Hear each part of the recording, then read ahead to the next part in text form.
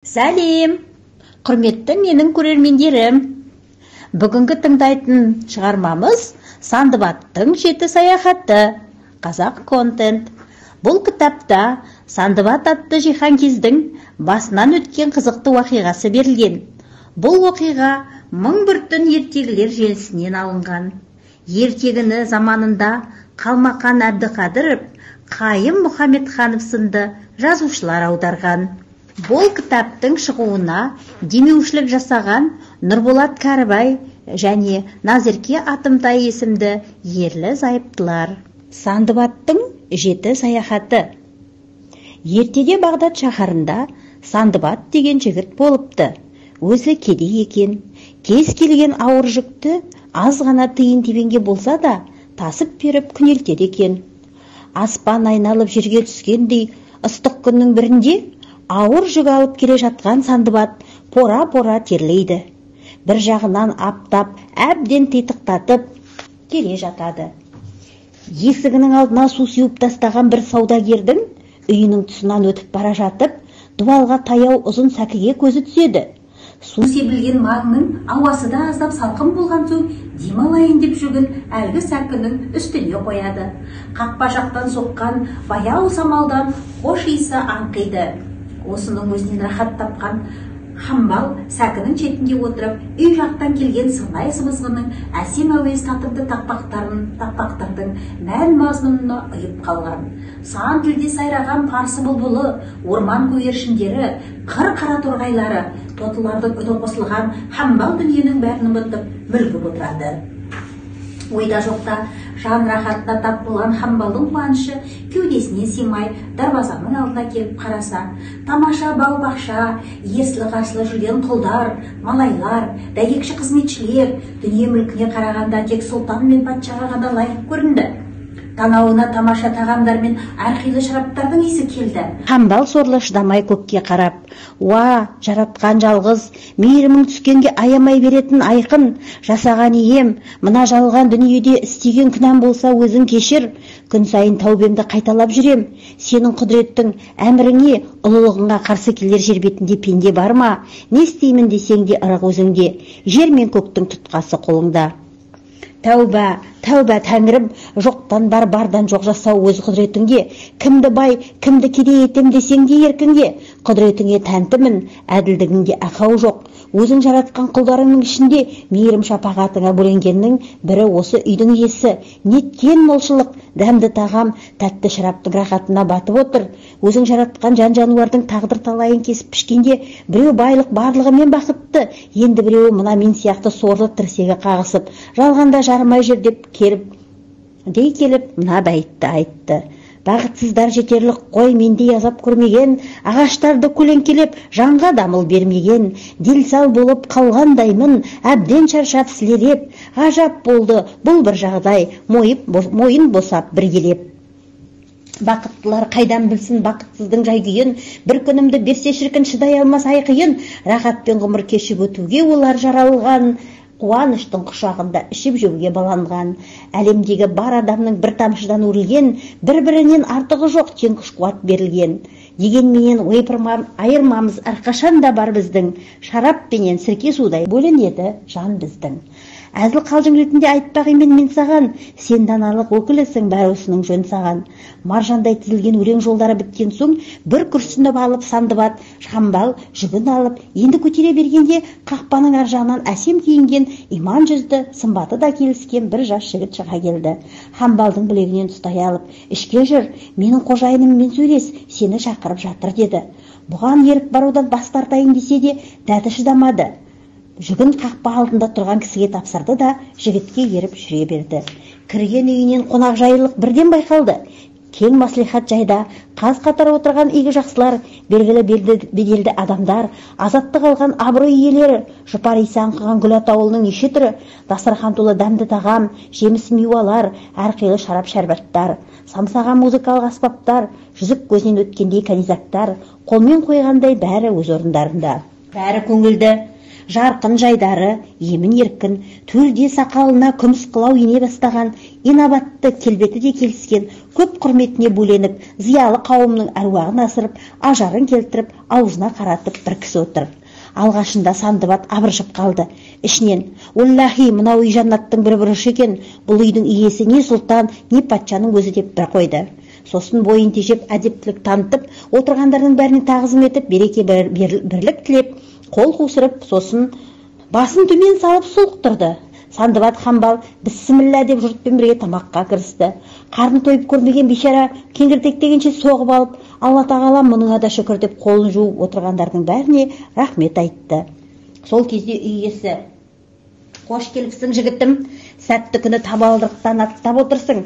Атың кім? Кәсібің не?» деді. «Мәртебелі тақсыр, атым Сандыбат Хамбал. Бұйырған тиын тебенге жұрттың жүгін жаяу тасимын. Кәсіптің түрі осы» деді. Үйдің иесі сәл езу тартып: «Хамбал, бұл қызық екен. Менімен аттас болып шықтың. Менің атым Сандыбат саяхатшы. Сені шақыртқан себебім, жаңа қақпа сыртында отырғанда тамаша бәйіт айттың. Соны қайтадан тыңдағым келіп тұр» деді. Хамбал қысылып қалды. Сәлден соң: «Құдай үшін айыпқа бермаңыз. Ауыр жұмыстан шаршап шалдығып, күнделікті қорегін әрең тауып жүрген адам әдептен қалақандай болады екен» деді. «Қысылатын дәнеңесі жоқ жігітім. Өзің менімен аттас бауыр болып отырсың. Әлгі айтқан бәйітің маған қатты ұнады. Соны қайталасаң болды» деді үй иесі пейіл танытып. Хамбал үй иесінің өтінішін орындады. Ұнағаны рас екен, көңілі көтеріліп мәз болып қалды. «Хамбал, есіңде болсын, мен басымнан ғаламат оқиғалар кешкен адаммын. Бәрін өзіңе баяндайын. Көріп отырсың, осыншама байлық бақытқа жеткенше талай шырғалаң шытырмандардан өттім. Мынау салтанатты сарай, осы отырған орын маған оңайға түскен жоқ. Бұған талай еңбек тері төгіліп, қилы-қилы қысылтаяң, қауіп қатерден өткеннен кейін қол жетіп отыр. Өмірімде 7 мәрте саяхатқа шықтым. Соның әр сапарында адам баласы түсінде көрмейтін таңғажайыптарға тап болып, ақыл жетпес апаттардан аман қалып жүрдім. Соның бәрі тағдырдың талқысы. О баста пешенеңе не жазылса, соны бастан кешпей өтпейді екенсің». Сандыбаттың бірінші саяхаты. «Менің әкем осы Бағдаттағы көп саудагердің бірі еді. Ішіндегі іріс еді. Анау-мынау саудагер емес, керуеніне құт қонған, басына бақ тұрған, түйесінің бас жібін Қызырдың өзі жетелеген бай болды. Төрттілігі сай болды. Тозбасты ұста соқпайды, өлместі Құдай жаратпайды деген. Сонша бай болса да, дәмдұзы таусылған соң қазасы жетіп өлді де, бар дүниесі маған мұра боп қалды. Еңбек етпеген, тер төкпеген мұраның қайбір қадірі болушы еді. Еңбексіз келген мал есепсіз кетер деген. Құдай тегін бергендей, байлық өзі келгендей, дүниені оңды-солды шаша бердім. Ысырап, ынсап деген түсініктен қаша бердім. Сөйтіп жүргенде қазынамның түбі де көрінді, кедейліктің нышаны да білінді. Жайдағы өмірден есімді жиып, нәпсімді тыйып байқасам, дәулетім кеміп, байлығым семіп кетіпті. Әкем жиі айтып отыратын Сүлеймен патшаның нақылы есіме түсті. 3 нәрседен артық 3 нәрсе бар. Туған күніңнен өткен күнің артық, өлі арыстаннан тірі төбет артық, кедейліктен мазар артық деген еді. Жалма-жан үйдегі киім кешекті, қолда қалған бақша жайды түгел сатқанымда, бас аяғы әрең 3000 дирхемді жинадым. Алтын деген шайқамасаң майы түспейтін сүт сияқты зат емес пе? Шайқау, сауда істеу, сапарға шығу болды. Қарап отыруға болмайды. Сол кезде бір шайырдың бәйіті есіме түсті. «Еңбек етсең өлшамаңша, бәлкім бақыт әкелер. Аңсар биік ұйқысыз таң, еңбекпенен өтелер. Теңіз түбін шарлап өтер, інжу маржан іздеген. Байлық қой ол, қолға түсер, көне сүрлеу ізбенен. Биіктікті мансық тұтқан, ізденеді жалықпай. Өліп кетсін мейлі, оған жүре алмайды жанықпай. Керекті дүниемді жұптап, басыраға кетіп бара жатқан көп саудагерге қосылып, желкенді кемеге отырдым. Желкенді желкенеп, жаялығын қомпитып сырғи берді. Талай тау, талай дала артта қалды. Теңізден теңізге өттік. Жиекте көрінген қаланы қалдырмай сауда жасадық. Бір күні кеме үлкен аралға кеп тоқтады.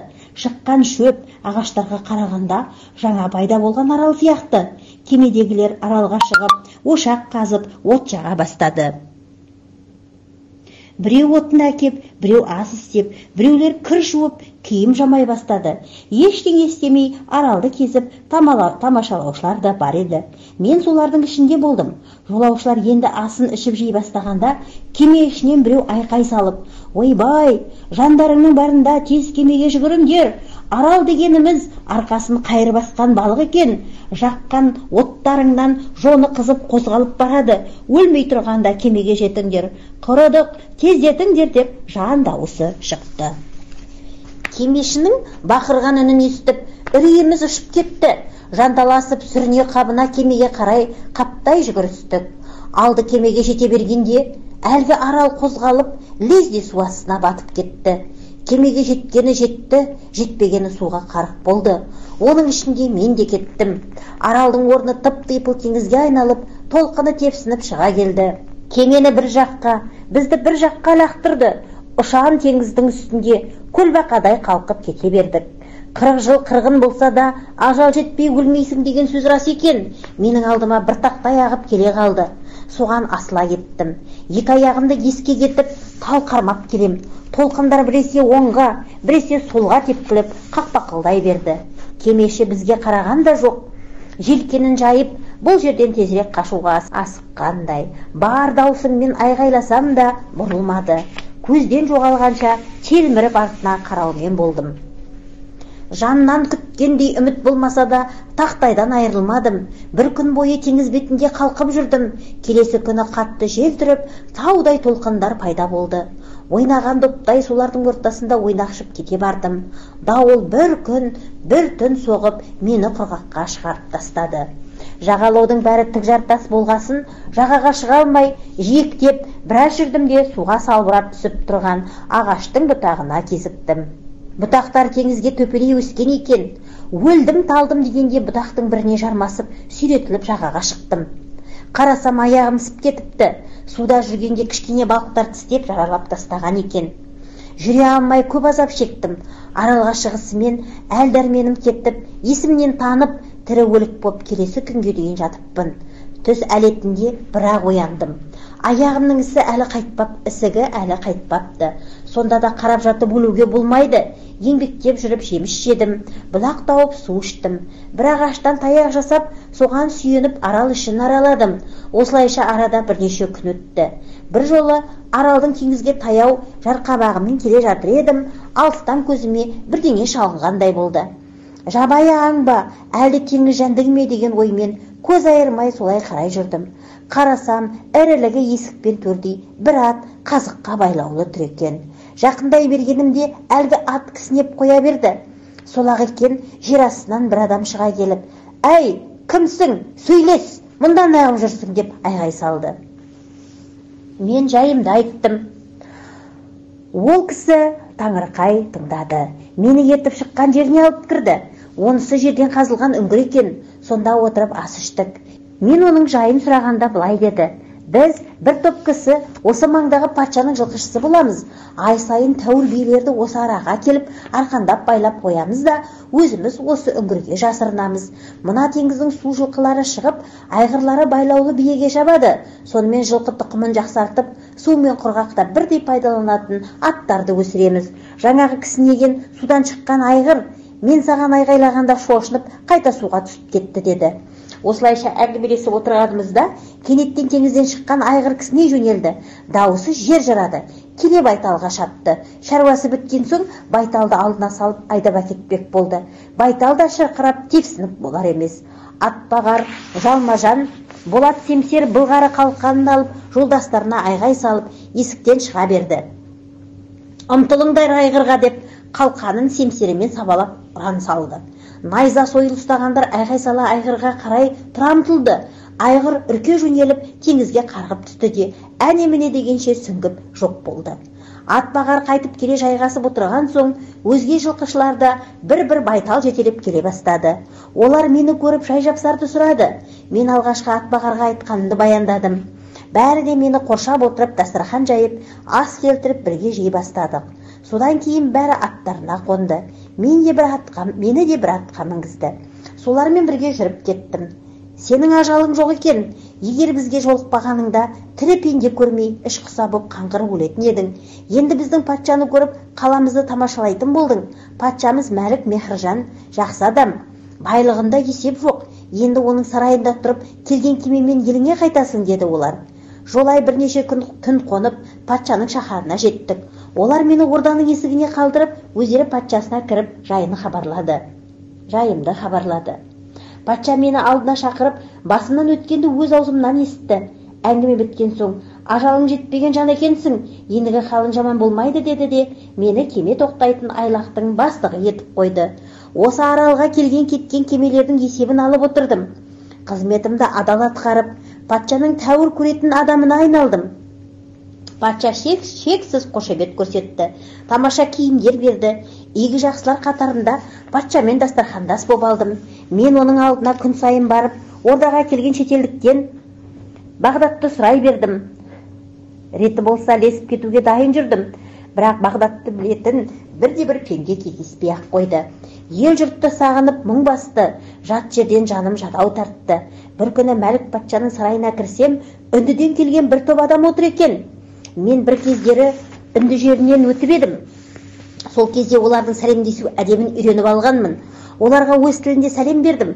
Саудагерлер үнді тілін білетініме таңырқап, қай қаладан келгенімді сұрады. Мен жайымды айттым, сосын өздерінен жөн сұрадым. Айтуларына қарағанда үнді халқы 72 топқа бөлінер екен. Бірақ бұлар тұратын қаладағы үнділер 2 рудан құралған. Бірі Мұқталап деп атайды. Олар ешкімге жәбір запа көрсетпейді. Екіншісін Брахма деп атайды. Олар еш уақытта шарап ішпейді, бірақ сауық сайранға құмарақ, аспапта ойнауға шебер келеді. Бұл өлкеде адам таңырқағандай қызық көріністер көп екен. Осы мен тұрып жатқан Мәлік патшаның жерінде де бір жазира бар. Оны Кәлбіс жазира дейді. Онда түні бойы даңғырлаған дабылдың үні шығып жатады. Бірақ ешбір мақұлық көрінбейді. Жазираның жанындағы теңізде ұзындығы 200 кез балықтар болады. Әсіресе басы байғыз сияқты балықтар көп екен. Мәлік патшаның қызметінде жүргенде сол балықтарды өз көзіммен көргенім бар. Бірақ оның бәрін әңгіме қылып айта берсем, сөз аяғы тұйықтау боп ұзаққа созылар еді. Одан да туған еліме қалай аман есен жеткенімді айтайын. Бір күні өзімнің ежелгі әдетім бойынша кемелерді бақылайтын биік мұнарамнан теңіз бетіне қарап отырып, бір үлкен кеменің келе жатқанын көрдім. Кеме айлаққа келіп зәкір тастап желкенін жинады.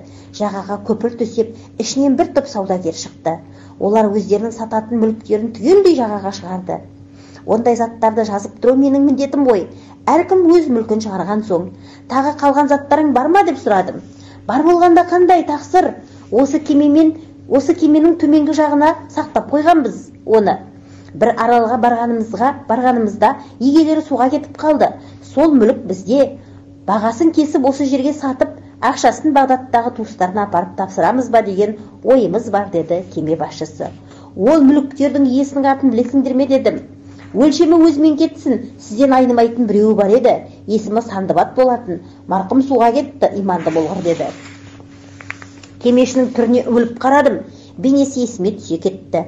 Әй, сол суға кеткен Сандыбат мен болам. Балықтың арқасындағы аралды тамашалаймыз деп жүріп, суға кеткенімізді ұмытпаған шығарсың.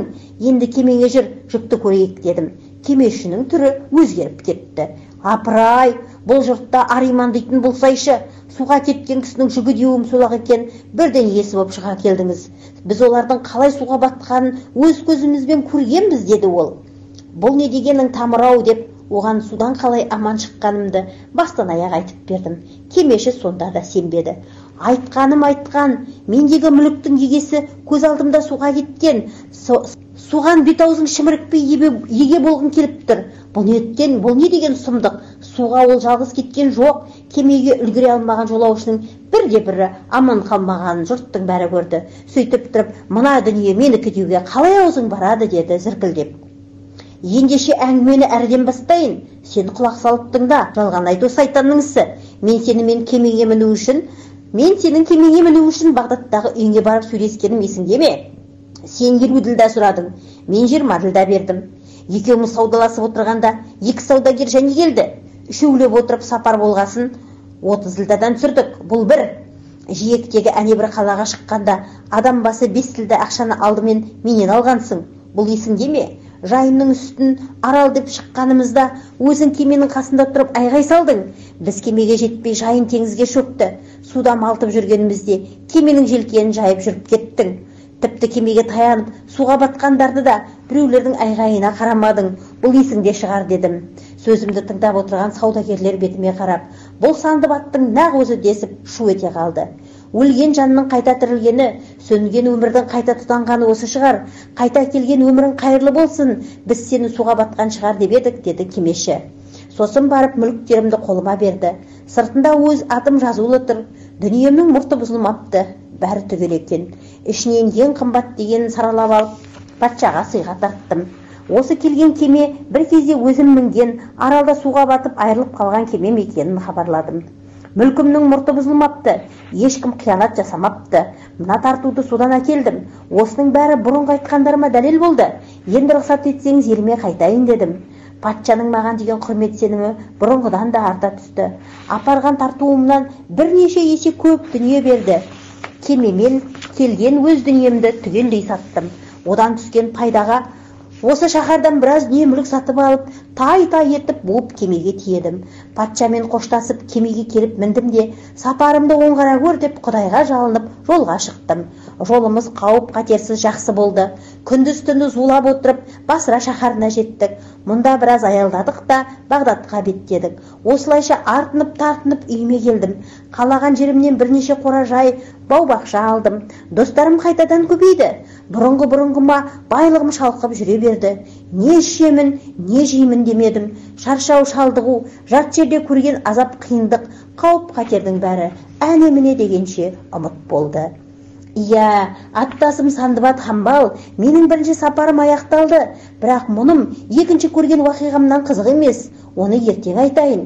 Енді жүгіңді тиісті жеріне жеткізіп беріп үйіне қайт. Әзірге саған берер сыйым осы болсын деп Хамбалға 100 мысқал алтын берді. Ол кездейсоқ қолына түскен үлкен олжаны үйіне әкеліп, ертеңіне Жиһанкез Сандыбаттың үйіне қайта келді. Жиһанкез Сандыбат екінші әңгімесін бастап кетті. Құрметті менің тыңдармандарым, сіздерге Сандыбаттың бірінші хикаясы қызық болып жатырса, коммент жазып, лайк қойып отырыңыздар. Сандыбаттың екінші саяхатын келесі видеодан бірге тыңдайық. Рахмет.